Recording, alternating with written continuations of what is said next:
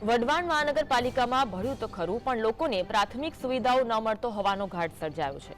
વઢવાણમાં road રસ્તા, ગટર પાણી સહિતની પ્રાથમિક સુવિધાઓના અભાવને લઈ લોકોમાં રોષ જોવા મળ્યો। ખુલ્લી ગટરોના ગંદા પાણી લોકોના ઘરમાં ભરાઈ રહ્યા છે। તો વઢવાણમાં સ્થાનિક જનતાને પ્રાથમિક સુવિધાઓ જ ન મળતી હોવાના દ્રશ્યો જોવા મળ્યા છે।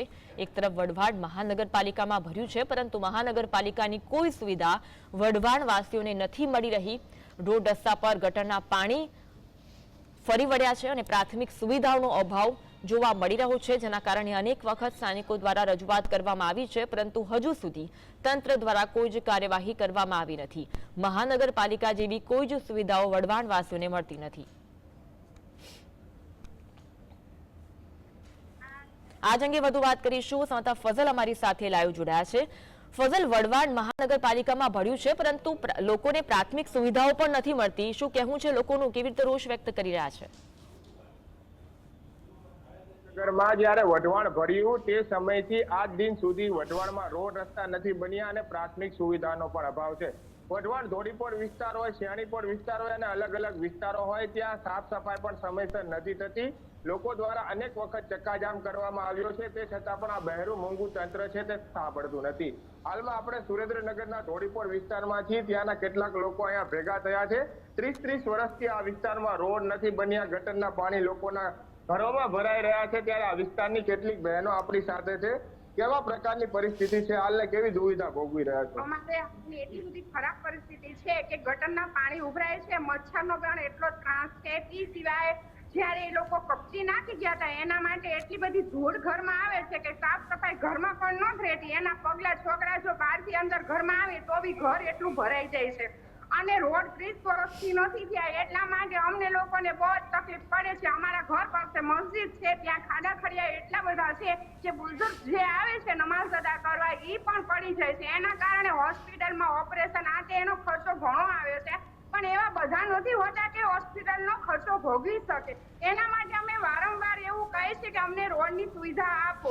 જ્યારે રોડની સુવિધા એ લોકો નથી પૂરી પાડી શકતા, ગટરની સુવિધા નથી પૂરી પાડી શકતા, ચોખ્ખું પાણી નથી આપી શકતા, તો વારંવાર ગમે ત્યારે એ લોકો એમ કે ટેક્સ ભરો, વાળવાનો ભરો, ગટરનો ભરો, પાણીનો ભરો, તો એ લોકો લેવા તો ચોપડા લઈને ઘરે પહોંચી જાય છે। અને લાઇટ પણ એ રીતે આપે છે કે વોલ્ટેજ ઓછા વધુ થાય છે। લાઇટમાં પણ અમને લોકોને ઉનાળામાં એટલી તકલીફ પડે છે ને કે છોકરાઓ છે ને ઘરમાં ન રહે, પંખો તો એવો ફરતો હોય ને કે જાણે જીરો ઉપર ટકક ટકક ટકક થતું હોય છે, એ રીતે ફરતો હોય। તો અમે ઘણીવાર એવું પણ કહીએ છીએ કે આ વોલ્ટેજનું કંઈક કરો ને સાહેબ, તો એમ કે વાંધો ને ટીસી નાખશું। આ 3 વર્ષ થયા કોઈ ટીસી ન થયું। 3 વર્ષથી અમારે ઉનાળામાં એવી જ પરિસ્થિતિ રહે છે। તો લાઇટની સુવિધા નહીં સારી, ગટરની સુવિધા નહીં સારી, રોડની સુવિધા નહીં સારી, પણ જ્યારે અમે અહીંયા પહોંચીએ તો બસ હા પાડી દે, બાકી કાંઈ એક્શન લેવાનું જ નહીં। મોંઘવારી કરવી હોય તો પહેલો નંબર, ટેક્સ લેવો હોય તો પહેલો નંબર, જીએસટી લેવી હોય તો પહેલો નંબર, બાકી કોઈ સુવિધા નથી। અન્ય મહિલા પણ આપણી સાથે છે। સફાઈનો પ્રશ્ન છે, ઠેર જગ્યા ઉપર ગંદકી છે, માંદગીના ખાટલા છે, શું કહેશો? બહુ જ તે મંદવાડ છે, ત્યાં ઘરે ઘરે છે મંદવાડ, અને સાફ સફાઈ વાળી રહી તો 5-6 દિવસથી આવી જાય અને કદાચ નોય આવી શકે। અને ગટર તો અમારે એટલી ભરાઈ ગઈ કે 6 મહિનાથી તો ગટર નથી કાઢી, અને કચરા વાળા તો કેટલીક મહિને આવે, અમે કેટલી ફરિયાદ કરીએ ત્યારે અમારો કચરો લેવા આવે મેં ઘરનો, અને ગટર તો 6 મહિના ઉપર થઈ ગયું છે। ગટર અમે તમને દેખાડશું કે અમારી ગટરની હાલત જુઓ, અમારી રોડની હાલત જુઓ, અમારા ઘરનો કચરો ન લાવે તો અમારે બધું કરવાનું તો ક્યારે આવશે, અમારે સાંભળશું ક્યારે?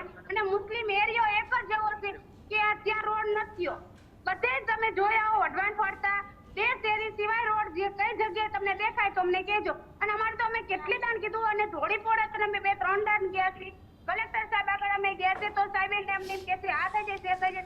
અમે ગાંધીનગર અરજી કરી છે પણ તોય અમારું કોઈ સાંભળવું નથી। ખાસ કરીને જયારે વઢવાણ આ મહાનગરપાલિકામાં ભર્યું ત્યારે સમસ્યા નગર બની ગઈ હોય તેવું લાગી રહ્યું છે। હવે આ વિસ્તારની જે સમસ્યા છે તે આ બહેરા મૂંગા તંત્ર સુધી પહોંચે અને તાત્કાલિક સાફ સફાઈના રોડ રસ્તાના જે પ્રશ્નો છે તેનો નિવેડો લાવવામાં આવે તેવી આ વિસ્તારના મહિલાઓ અને સ્થાનિક લોકોની માંગ છે। જી આભાર ફઝલ, જોડાવા